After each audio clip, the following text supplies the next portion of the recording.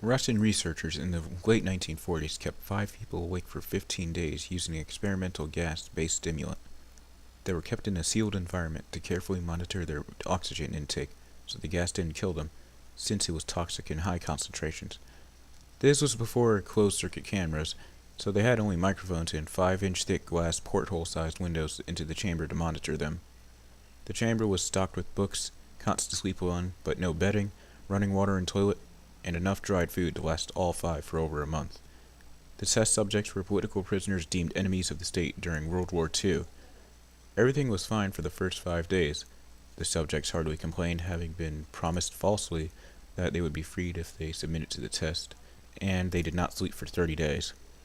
Their conversations and activities were monitored, but it was noted that they continued to talk about increasingly traumatic incidents in their past, and the general tone of their conversations took on a darker aspect after the 4-day mark.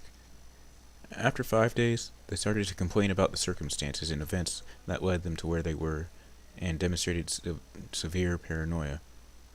They stopped talking to each other and began alternately whispering into the microphones and one-way mirrored portholes.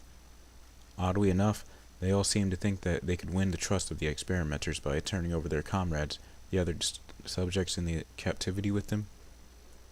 At first, the researchers suspected this was an effect of the gas itself. After 9 days, the first of them started screaming. He ran for the length of the chamber, repeatedly yelling at the top of his lungs for 3 hours straight. He continued attempting to scream, but was only able to produce occasional squeaks. The researchers speculated that he had physically torn his vocal cords. The most surprising thing about this behavior is how the other captives reacted to it, or rather didn't react to it. They continued whispering to the microphones until the second of the captives started to scream. The 2 non-screaming captives took the books apart, smeared page after page with their own feces, and pasted them calmly over the glass porthole windows. The screaming promptly stopped, and so did the whispering to the microphones. After 3 more days passed, the researchers checked the microphones hourly to make sure they were working, since they thought it impossible that no sound could be coming from 5 people inside.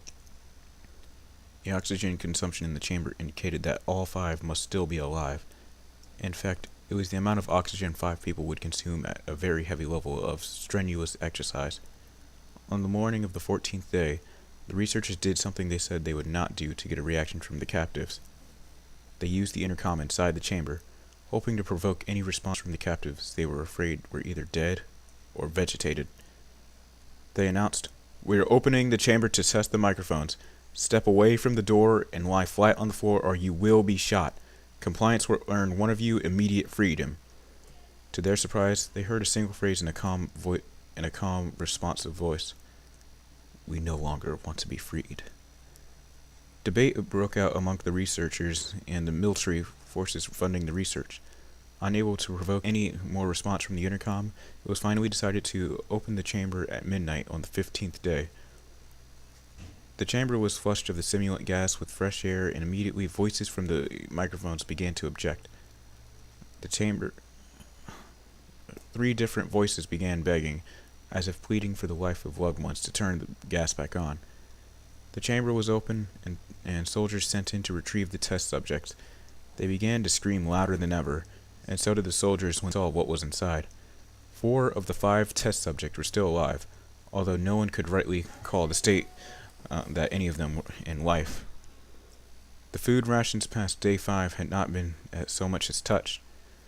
There were chunks of meat from the dead test subjects' thighs and chests stuffed into the drain in the center of the chamber, blocking the drain and allowing 4 inches of water to accumulate on the floor.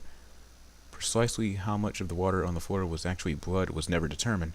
All 4 surviving test subjects also had large portions of muscle and skin torn away from their bodies.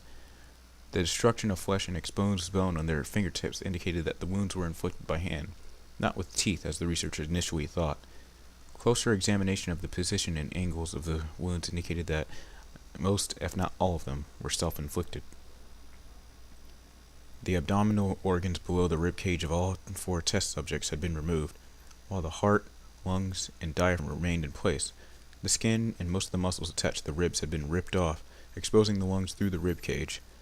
All the blood vessels and organs remained intact, They had just been taken out and laid on the floor, fanning out around the eviscerated but still living bodies of the subjects. The digestive tract of all four could be seen to be working, digesting food. It quickly became apparent that what they were digesting was their own flesh that they had ripped off and eaten over the course of days. Most of the soldiers were Russian special operatives at the facility, but still many refused to return to the chamber to remove the test subject. They continued to scream to be left in the chamber and alternately begged and demanded that the gas be turned back on, lest they fall asleep. To everyone's surprise, the test subjects put up a fierce fight in the process of being removed from the chamber. One of the Russian soldiers died from having his throat ripped out. Another was gravely injured by having his testicles ripped off and an artery in his leg severed by one of the subject's teeth. Another 5 of the soldiers lost their lives, if you count ones that committed suicide in the weeks following the incident. In the struggle, one of the 4 of the living subjects had his spleen ruptured, and he bled out almost immediately. The medical researchers attempted to sedate him, but this proved impossible. He was injected with more than 10 times the dose of a morphine derivative, and still fought like a cornered animal, breaking the ribs and arms of one doctor. When heart was seen to beat for a full 2 minutes after he had bled out to the point there was more air in his vascular system than blood. Even after he continued to scream and flail for another 3 minutes, struggling back to anyone in reach, and just repeating the words, "More," over and over again, weaker and weaker, till he finally fell silent. The surviving 3 test subjects were heavily restrained and moved to a medical facility, the 2 with intact vocal cords continuously begging for the gas, demanding to be kept awake. The most injured of the 3 was taken to the only surgical operating room that the facility had. In the process of preparing the subject to have his organs placed back within his body, it was found that he was effectively immune to the sedative that they had given to prepare him for the surgery. He fought furiously against his restraints when the anesthetic gas was brought out to put him under.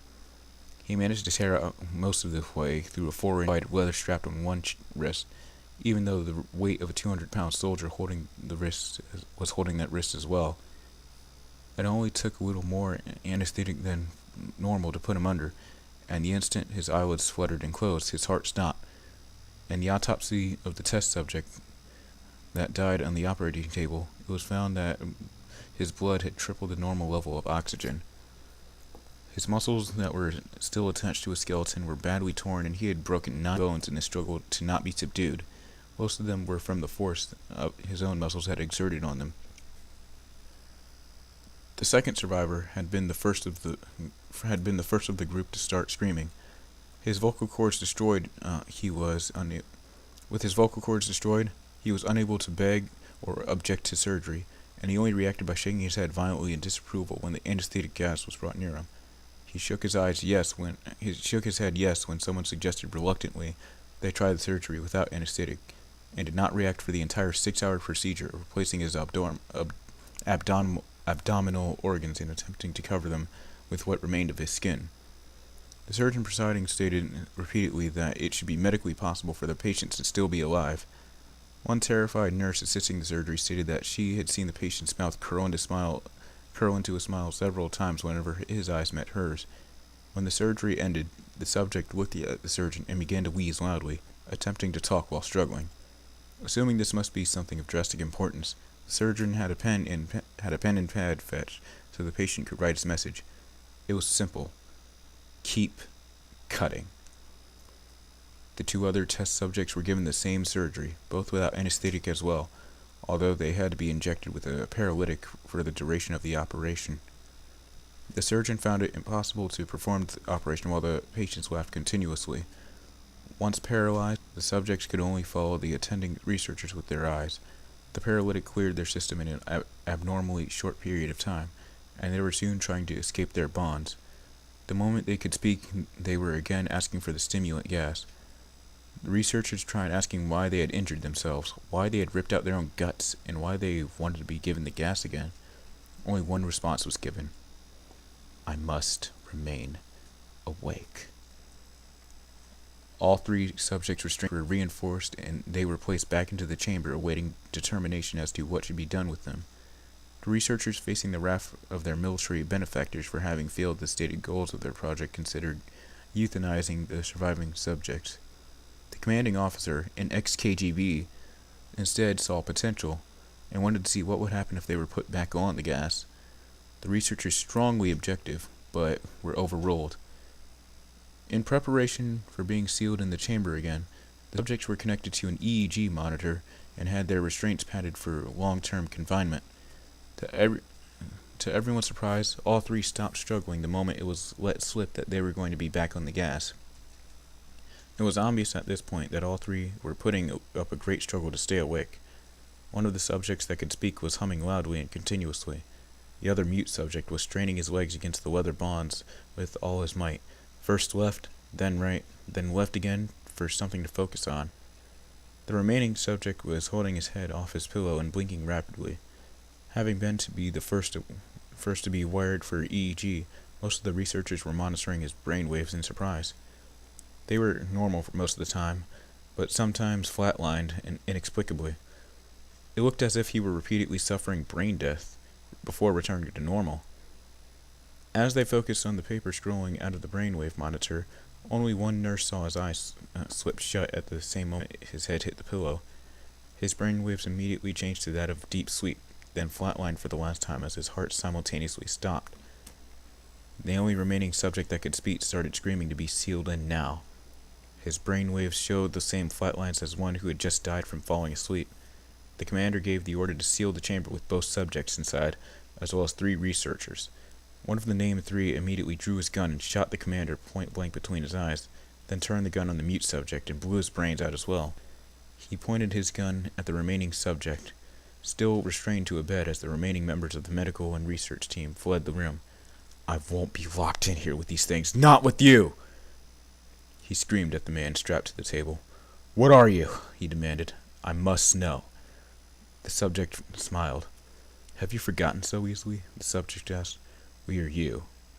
We're the madness that works within you all, begging to be free at any moment in your deepest animal mind. We are what you hide in your beds every night. We are what sedate you into silence and paralysis when you go to the nocturnal haven where we cannot tread." The researchers then paused, then aimed at the subject's heart and fired. The EEG flatlined as the subject weakly choked out, "So, nearly free."